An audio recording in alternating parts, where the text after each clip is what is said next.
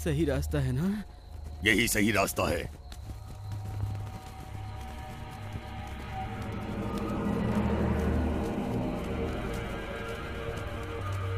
तुम गुफा के भीतर जाओ। पर यहाँ तो अग्नि दैत्य रहता है, वो तो मुझे भस्म कर देगा। चुपचाप अंदर जा, नहीं तो उठाकर फेंक दूंगा।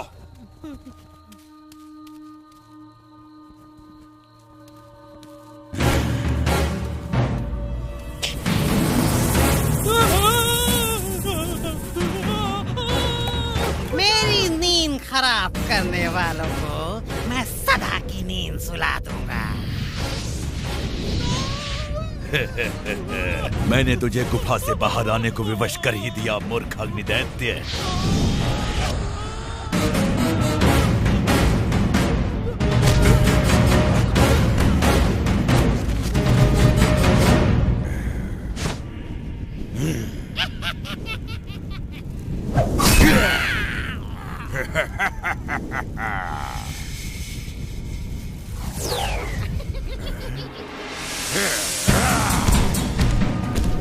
तू नर्क की अग्नि में चलेगा मूर्ख, और ये शुभ कार्य मेरी अग्नि से ही होगा। तेरी अग्नि बुझाने के बाद किसी को भी नहीं जला पाएगा तू।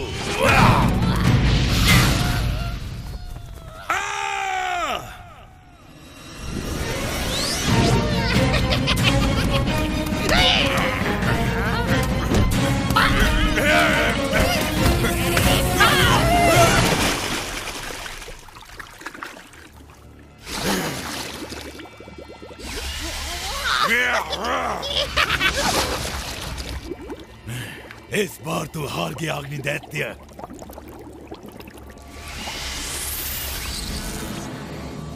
इस बार मैं हारा प्रलंबसुर, पर अगली बार बारी तुम्हारी है।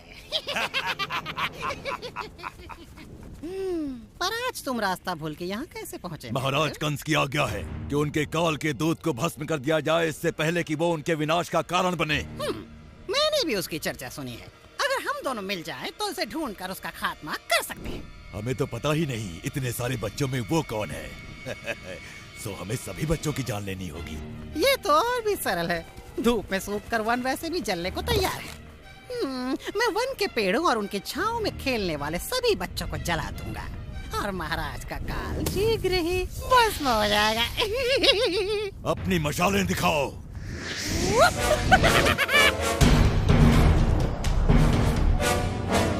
चलो मुंजावन।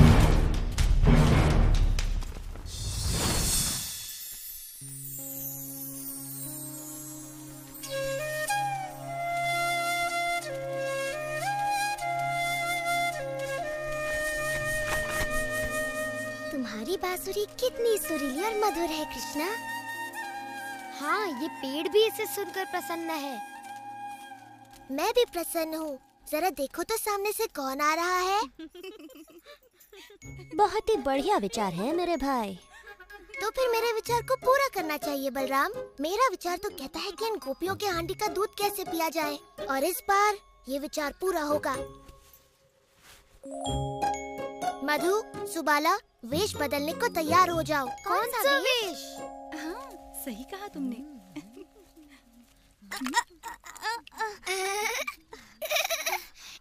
ऐसे तो तुम्हारी मटकी गिर जाएगी विशाखा। वो देखो राधा ने अपनी मटकी कैसे संभाली है। ओह, राधा तो वृंदावन की रानी है, उसका तो सारा काम सही होता है। जल्दी जल्दी चलो, कहीं ऐसा ना हो कि रुको, तुम इन मटकों में क्या छुपा कर ले जा रही हो? वही है जो हम कल लेके जा रहे थे जब तुमने हमें रोका था। और परसों भी, और उससे भी एक दिन पहले। आहा, तो तुम खजाना छुपा कर ले जा रही थी। ये कोई खजाना नहीं है, माखन है, माखन। हाँ, माखन। ओ, उस पर कर चुकाना पड़ेगा मेरे पेट के लिए, मेरा मतलब मेरे महाराज के लिए। कितनी बार कहा है तुमसे, हम तुम्हें कोई कर नहीं देंगे। तुम भेष बदलकर हमें मूर्ख बनाने का प्रयास ना करो। हमें पता है तुम कौन हो। तुम हमें नहीं जानती। हम हैं महाराज के प्रिय दूत। यदि हमें हमारा कर नहीं मिला, मेरा मतलब राज्य का कर, तो तुम्हें बड़ा दंड भोगना पड़ेगा। हमारी बात भी सुन लो राजदूत जी। अपने राजा जी को बोल दो हम कर अपनी रानी को ही देते हैं। राधा रानी। पर ये कोई रानी नहीं है। जरा देखो तो इसके कपड़े बिल्कुल ग्वालन जैसे। सही बात। देखो ना, उसके सर पर मटकी है, जबकि रानी के सर पर होता है मुकुट।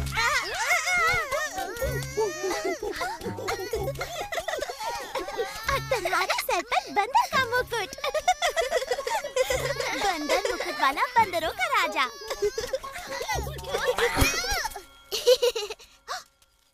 यहाँ क्या हो रहा है? हम कर लेने बाद में आएंगे। अभी हमें कोई जरूरी काम याद आ गया। क्या वो फिर तुमसे कर वसूल कर रहा था? ये लड़का अपनी शरारतें कभी बंद नहीं करेगा। जैसे कोई सच में ही मान लेगा कि वो कर वसूलने वाला है। हर किसी को पता है कि वो हमारा दुलारा नटखट कृष्ण है। सुधा, उसकी शरारतें कभी कम नहीं होंगी और हम हमेशा उसे दुलार कर छोड़ देती हैं।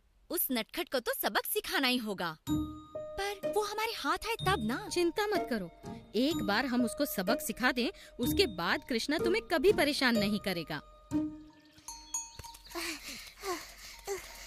क्यों, मेरे हिस्से का कर लाए हो ना? कुछ भी नहीं मिला हमें बलराम। अगर ऐसे ही चलता रहा तो हम सब भूखे मर जाएंगे। चलो, माखन की तृप्ति ना मिली तो क्या हुआ, कृष्ण की बांसुरी तो है।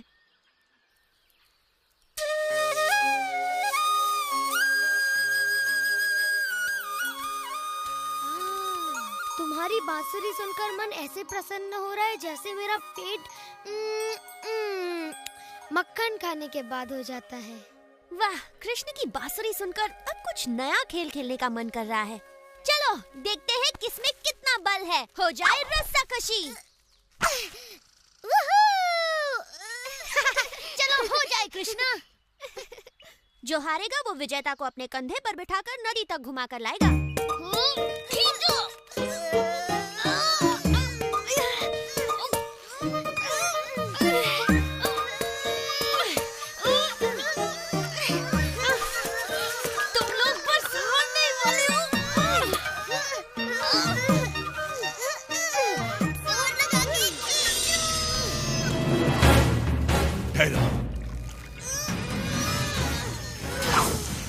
मिल गए बच्चे।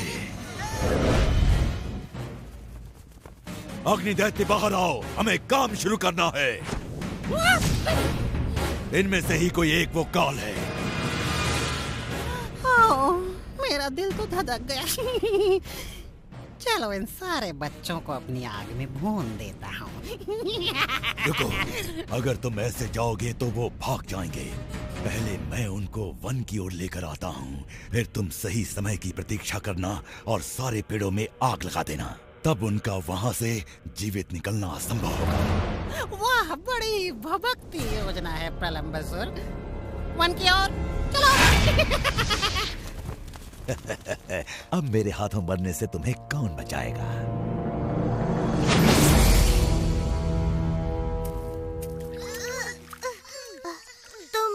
तुम खेलों में अभी आया बलराम।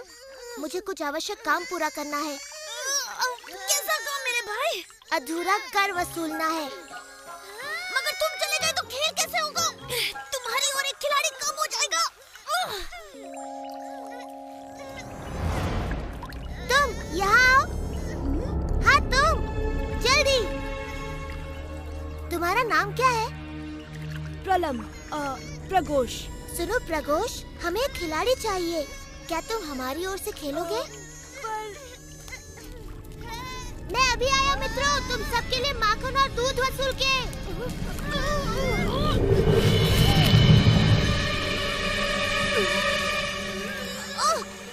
मुझे इन बच्चों को पहले वन की ओर भेजना होगा ताकि अग्नि दैत्य अपना कार्य पूरा कर सके।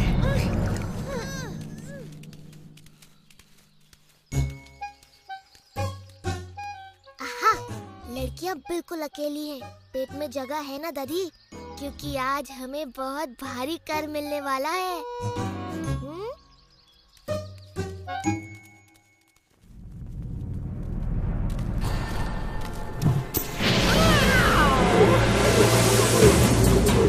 ये जगह बड़ी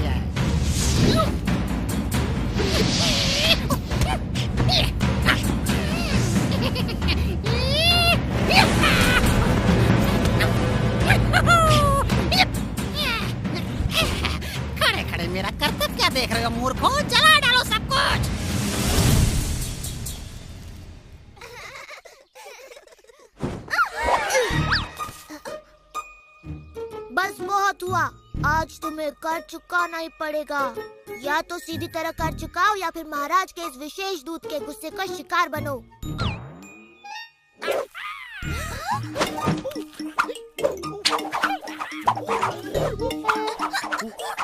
रोको इस दूत को, हम कर चुकाने को तैयार हैं। रुक जाओ, अब की तुमने समझदारी की बात। चलो अपना कर निकालो।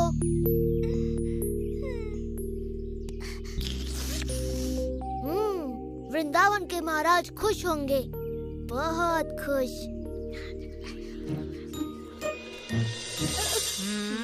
पकड़ लिया। अब कहाँ जाओगे?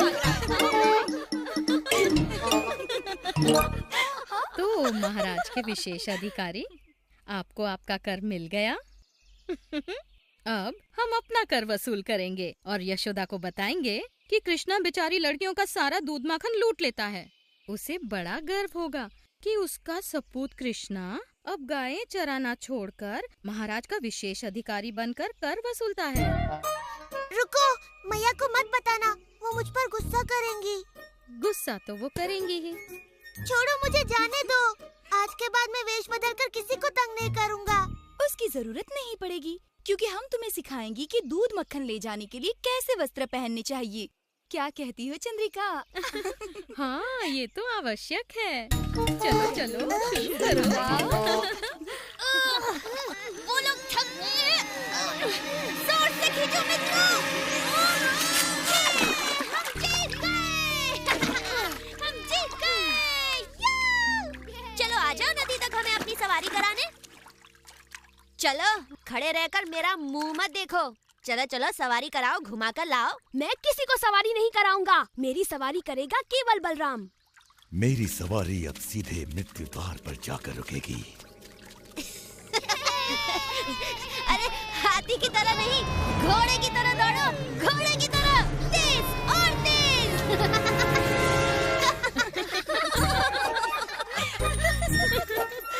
अब देखो, लग रहा है ना बिल्कुल गोपी।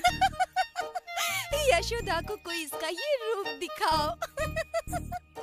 ओ, मुझे जाने दो।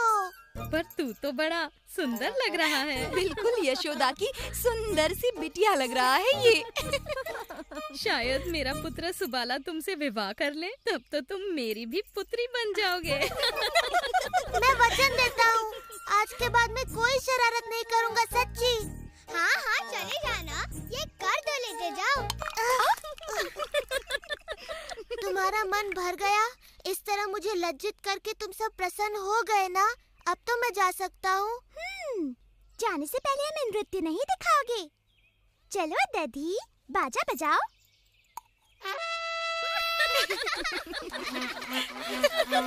नाचो कृष्णा, नाचो।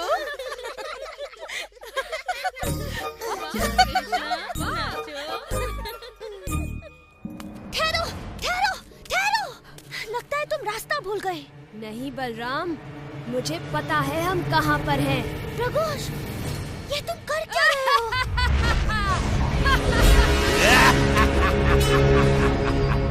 अच्छा, तो तुम मुझे मारना चाहते हो, हाँ? और तुम्हारे सभी मित्रों को भी। अग्नि दैत्य शीघ्र ही उन सबको राख बना डालेगा। तो ये बात है। अच्छा, तो देखते हैं कौन पहुंचता है मृत्यु के द्वार तक। अवश्य देखते हैं।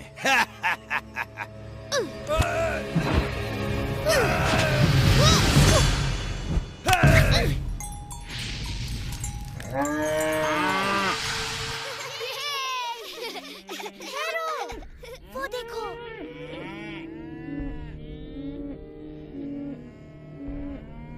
हमारी गाय खतरे में है।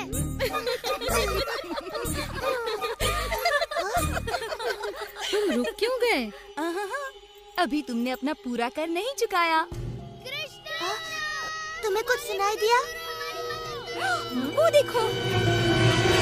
मेरी प्यारी माताओं, तुम्हारे पुत्र वन में हैं और उन्हें मेरी सहायता की आवश्यकता है। मुझे जाना ही होगा। सुबाला, मेरा सुबाला, मेरा सुदामा।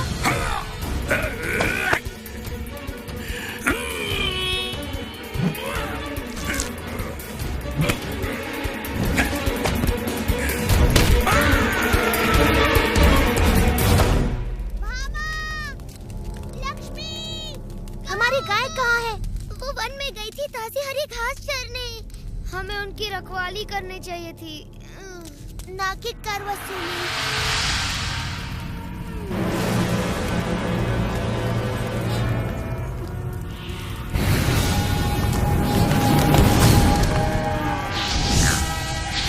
वो वन की आग में फंसी है। काय भयभीत है। मैं उन्हें वापस बुलाता हूँ।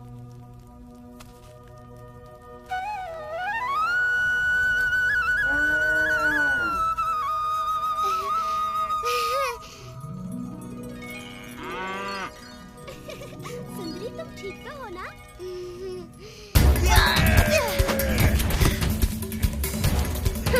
अब होगा इसका काम तमाम।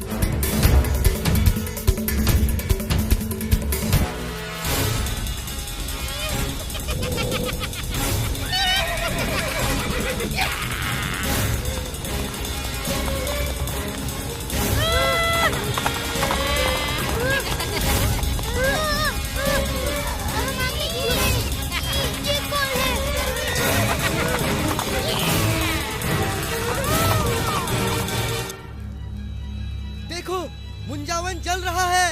हे प्रभु, परंतु वृंदावन में तो ठंडक है। ये तो अग्नि दैत्य है। कृष्ण और उसके मित्र वहाँ गाय चराने गए हैं, आप कुछ कीजिए। हाँ, उनके साथ मेरा मधु भी है। चलो जल्दी करो।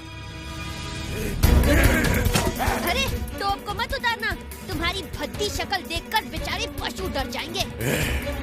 अब तू नहीं बचेगा दुष्ट बालक। बहुत मजाक कर लिया तूने प्रलंबसुर के साथ। हम मजाक करके ही धूल चटाते हैं। अब मैं तुझे चींटी की तरह मसल डालूंगा दुष्ट।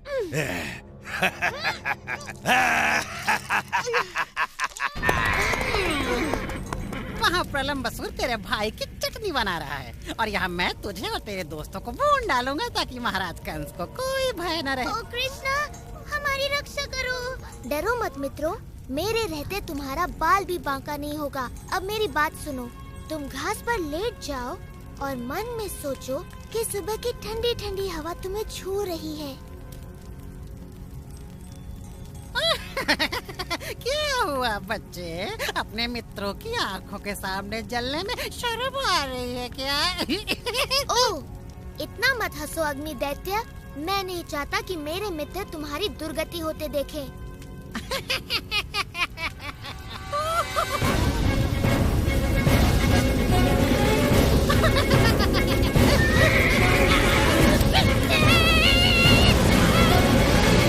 तेरा अंत आ गया। महाराज कंस प्रसन्न होंगे। ज्यादा प्रसन्न मत हो राक्षस, तेरा कंस बहुत ही दुखी होगा जब उसे पता चलेगा कि तेरा मन एक बालक ने लिया है।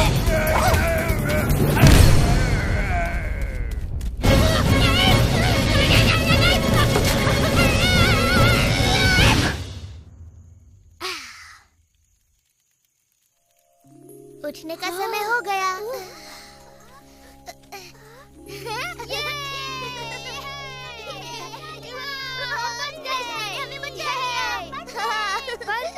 बलराम कहाँ है? अग्नि दैत्य ने कहा था कोई राक्षस उसे मार डालेगा।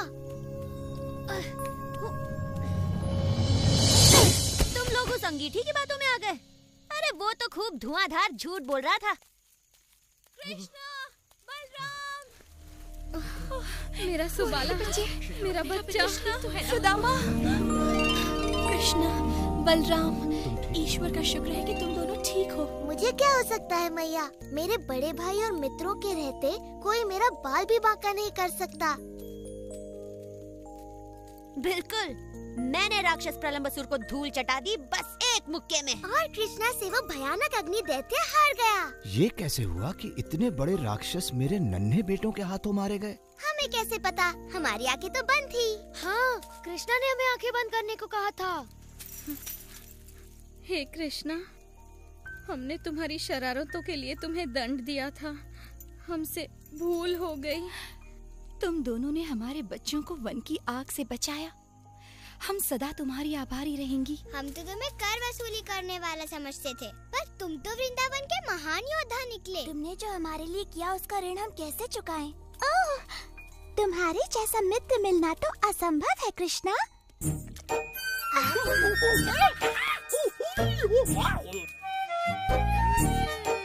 ये माखन तो बड़ा स्वादिष्ट है। सच्ची कर वसूली का माखन वाकई बहुत ही स्वादिष्ट है।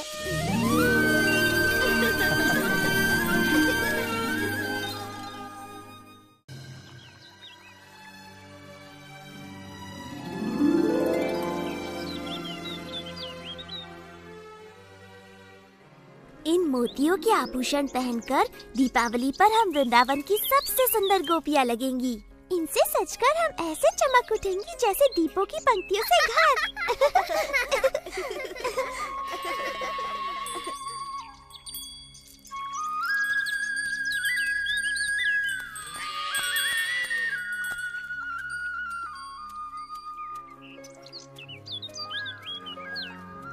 तुमने देखा ये लड़कियाँ मुझे किस प्रकार अनदेखा कर रही हैं बलराम? तुम्हारे सुंदर रूप के चकाचौंध में अंधी है मेरे भाई, तभी अनदेखा कर रही हैं। वो तो है ही, पर मेरे विचार से वो नहीं चाहती मैं उनके मोतियों के आभूषण देखूं जो वो दीपावली के लिए बना रही हैं। चलो देखते हैं क्या ये हमारे साथ अपने आभूषण बांटने को तैयार है।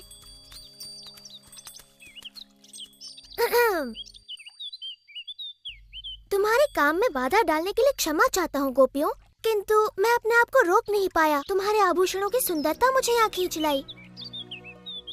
मेरे मित्र भी दीपावली का त्योहार मनाना चाहते हैं। क्या तुम उन्हें अपने कुछ मोती दोगी ताकि वो भी तुम्हारी तरह अपनी सुंदरता बढ़ा सके? मुझे नहीं पता था कि सुबाला और मधु को अपनी सुंदरता का इतना ध्यान है। मैं उनकी बात नहीं कर रहा, मेरा मतलब था हंसी और हरिणी। प्यारी गोपियों, तुम्हें अपने आभूषणों पर इतना अभिमान है कि तुमने इन भोली भाली गायों के साथ अपने आभूषण बांटने की मेरी विनती भी अनसुनी कर दी। तुम बड़े अच्छे हो कृष्णा, पर ये मोती केवल राजा रानियों के लिए हैं। तो तुमने सिर्फ 2 गायों के लिए ही क्यों मांगा? अपनी सारी गायों के लिए मांगना चाहिए था ना। मुझे तुम्हारे सारे मोती नहीं चाहिए ललिता, बस मेरी 2 सबसे प्रिय गायों के सींगों को सजाने के लिए थोड़े से। माफ कर दो कृष्णा, पर मेरे पास तुम्हारी गायों को देने के लिए एक भी मोती नहीं है। ठीक है, रहने दो, इनके लिए मैं मोती ढूंढ लूंगा।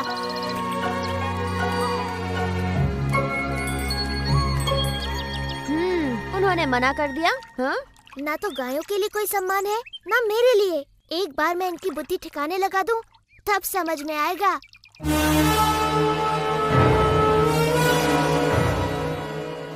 सभी असुर इस प्रयास में प्राणों से हाथ धो बैठे। तुम्हें क्यों लगता है कि तुम मेरे काल को मारने में सफल हो गए? क्योंकि मैं हूँ केशी और मेरे पैरों तले धरती कांप उठती है।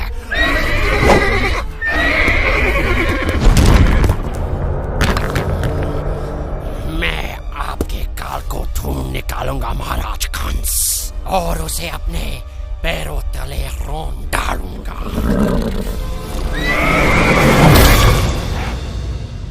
मोतियों का वृक्ष?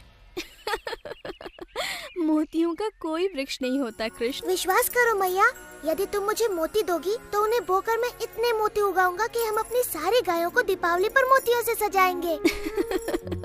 ओ मेरे नन्हे कृष्ण, मोती फलों की तरह नहीं उगते, वो बनते हैं सुदूर समंदर की सीपियों में। प्यारी मैया, मुझे थोड़े से मोती दे दो ना। वचन देता हूँ 3 दिनों में वो उगाएंगे और तुम्हारे पास पहले से कहीं अधिक मोती होंगे। मैं तुम्हें कभी भी ना नहीं कह सकती मेरे दुलारी कृष्णा। मेरी प्यारी मैया, धन्यवाद।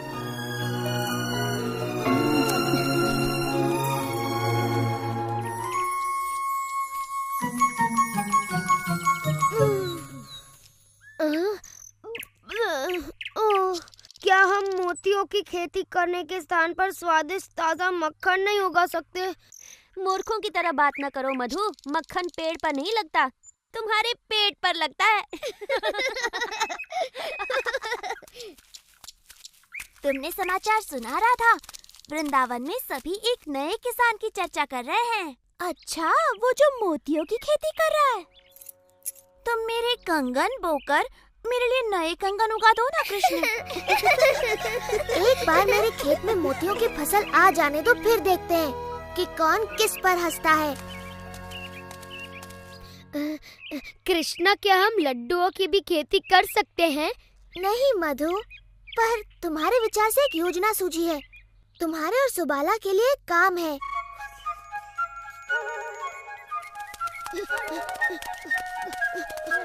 गोपियों, रुको। अगर तुम्हें बोने के लिए और मोती चाहिए तो हमारे पास नहीं है। हमारे पास सुंदर से मोती हैं, लेकिन कृष्णा ने पूछा है क्या तुम हमें थोड़ा सा दूध दे सकती हो? ओह, खेत में काम करके इन्हें प्यास लगाई होगी। नहीं, ऐसा नहीं है। दूध तो उसे अपना खेत सींचने के लिए चाहिए। क्षमा करना, किंतु ये दूध इस कार्य के लिए उपयुक्त नहीं। विशाखा ठीक कहती है, कृष्ण के पवित्र मोतियों के लिए इससे काम नहीं बनेगा। तुम्हें चाहिए नागफनी का दूध।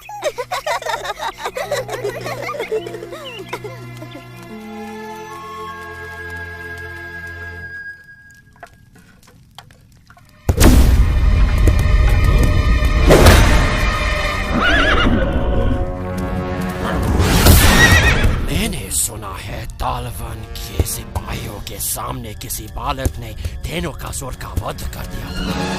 क्या ये सत्य है? वो दिखने में कैसा था? उसके बालों में मोर पंख लगा हुआ था, वो पीली पहने में था और वो बांसुरी बजाता था।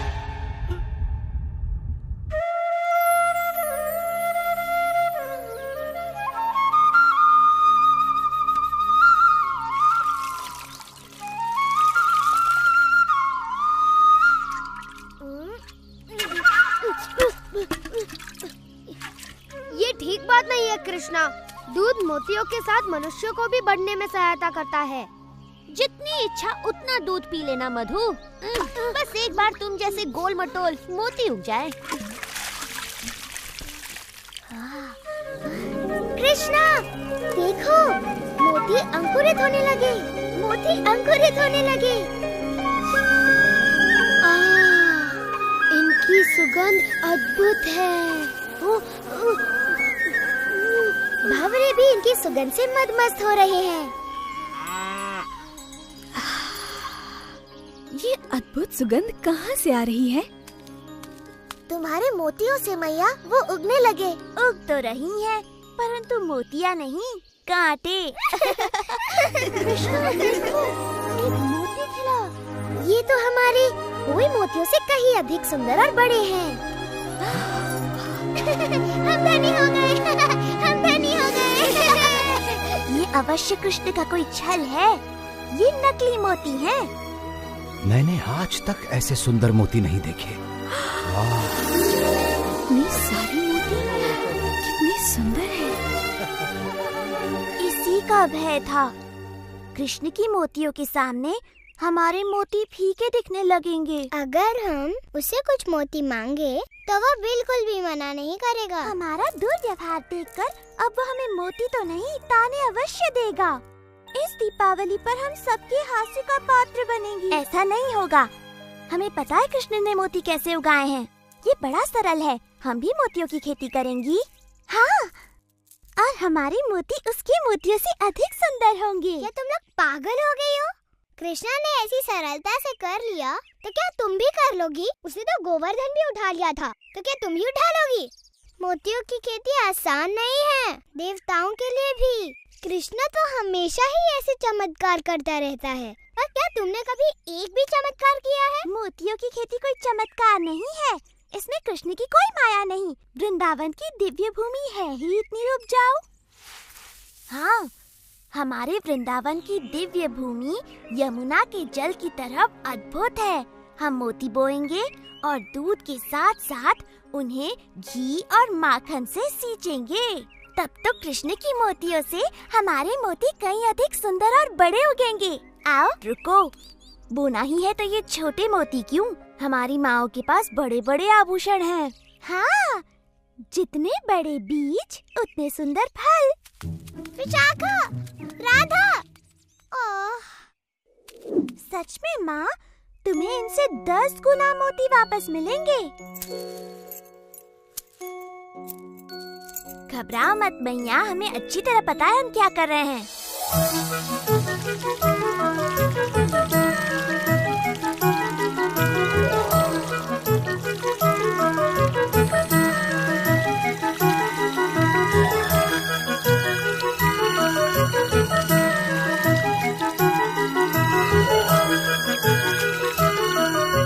मूर्ख लड़कियां, कितने दिनों से लगी हुई हैं। उग रही है तो केवल जंगली घास। किंतु जितने मक्खन और घी से उन्हें सींचा जा रहा है, ये घास बड़ी स्वादिष्ट हो गई होगी। ये तो बड़ी गड़बड़ है।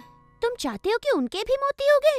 नहीं, मैं चाहता हूँ वो घी मक्खन को बर्बाद न करके उनका सदुपयोग करे।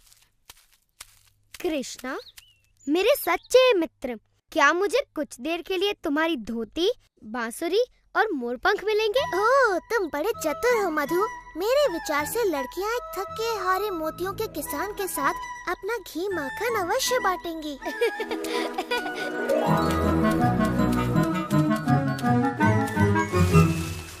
कौन है? कृष्णा, यदि तुम हमसे हमारे सुंदर मोती मांगने आए हो तो यहाँ से चले जाओ। मुझे अपना मुख दिखाने में भी लज्जा हो रही है। तुम तो मुझसे कहीं अधिक अच्छी तरह से मोतियों की खेती कर रही हो। यदि तुम थोड़ा सा घी और माखन मुझे दे दो तो मैं अपने मोती कम से कम तुम्हारे मोतियों के आधे आकार के तो कर सकूं। अब जबकि तुम अपना घमंड फैलाकर हमारे पास आए हो, हम थोड़ा सा माखन तुम्हारे साथ बांट सकते हैं। धन्यवाद, धन्यवाद। हाँ? गोपियों, इधर आओ। तुमने देखा हमारे मोतियों के ये पौधे कृष्ण के मोतियों से अलग हैं। ललिता सच कहती है, हमारे खेतों में तो कुछ भी नहीं उगा, सिर्फ कांटों वाले पौधे उगे हैं। ये बात किसी को पता न चलने पाए, विशेष तौर पर माताओं को।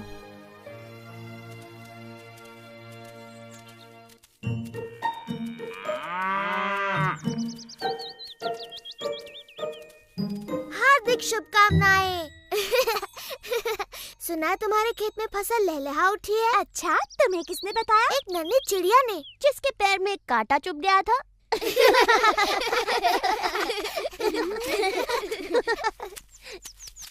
चलो मित्रों, त्योहार के लिए अपनी गायों को सजाया जाए।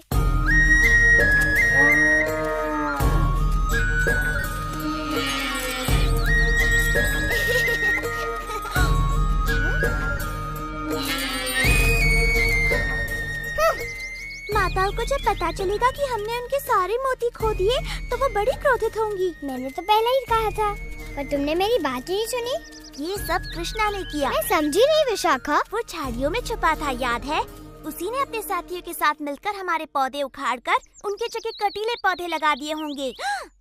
इस बार उसने उत्पात की सीमा लांघ दी है। मैं मैया यशोदा को बताऊंगी। क्या बताओगी राधा? कि कृष्णा ने इतने सुंदर सुंदर मोती उगाए कि उससे सुंदर मोती उगाने के लिए तुमने अपनी माँ के मोती भी खो दिए। ललिता ठीक कहती है, कृष्ण ने हमें छला हो या हमने स्वयं को छला हो, हमारी परिस्थिति वही है। हमारे पास एक भी मोती नहीं है। यदि हमारी माताओं को पता चला तो वे हमें कभी क्षमा नहीं करेंगी। परंतु वृंदावन में मोती मिलना इतना सरल नहीं है। हम कहाँ से लाएंगे? हमारे पास और कोई चारा नहीं। हमें कृष्ण से पूछना चाहिए कि क्या वो अपने कुछ मोती हमें बेचेगा।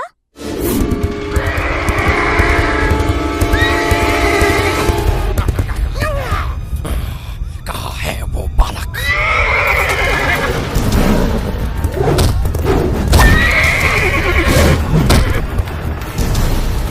कहाँ है वो पीली धोती वाला बालक जिसके पास बांसुरी और मोर पंख भी है? मैं उसका सर्वनाश कर दूंगा।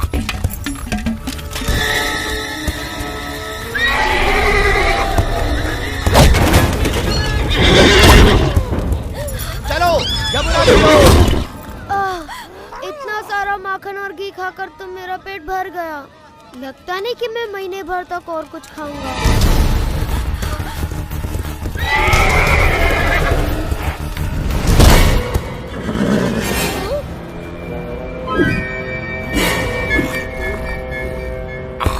मैंने तुम्हें ढूंढ निकाला कंस के काल। मैं काल नहीं मधुमंगल हूँ। नहीं, तू कंस का काल कैसे बनेगा? क्योंकि मेरे पैरों से कुचले जाने के बाद तुझे कुछ करने का मौका ही नहीं मिलेगा।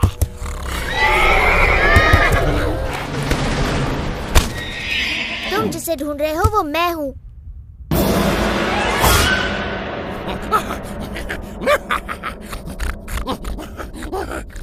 कम से कम उस लड़के में थोड़ा बहुत मांस तो था। तुझे तो मैं बाएं पैर से ही मार दूंगा बच्चे। इससे डरो मत। केशी बिल्कुल हमारे खेलने वाले काठी के घोड़ों जैसा है। अब देखेगा तो कि मैं कितना खतरनाक हूँ और क्या कर सकता हूँ।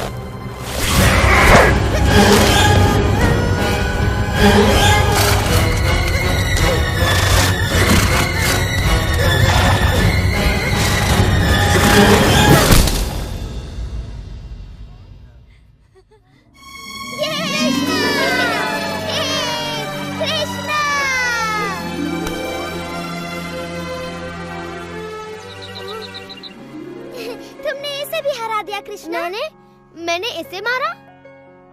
पूरी तरह तो नहीं मेरे मित्र, परंतु भेष बदलकर वीरता पूर्वक इसे मुझ तक तो तुम ही लाए। मैं अब कभी भी तुम्हारा रूप नहीं धरूंगा कृष्णा, चाहे जितना भी घी माखन मुझे खाने को मिले। बहुत सही कहा मधु, ये राय दुरुस्त है।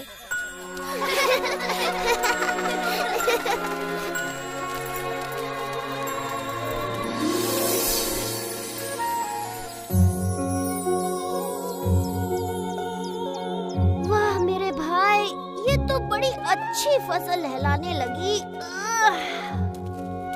हाँ, बस बेचारे गोपिकाओं के फसल में कुछ भी नहीं होगा। लगता है उनके सारे मोती कीड़े खा गए।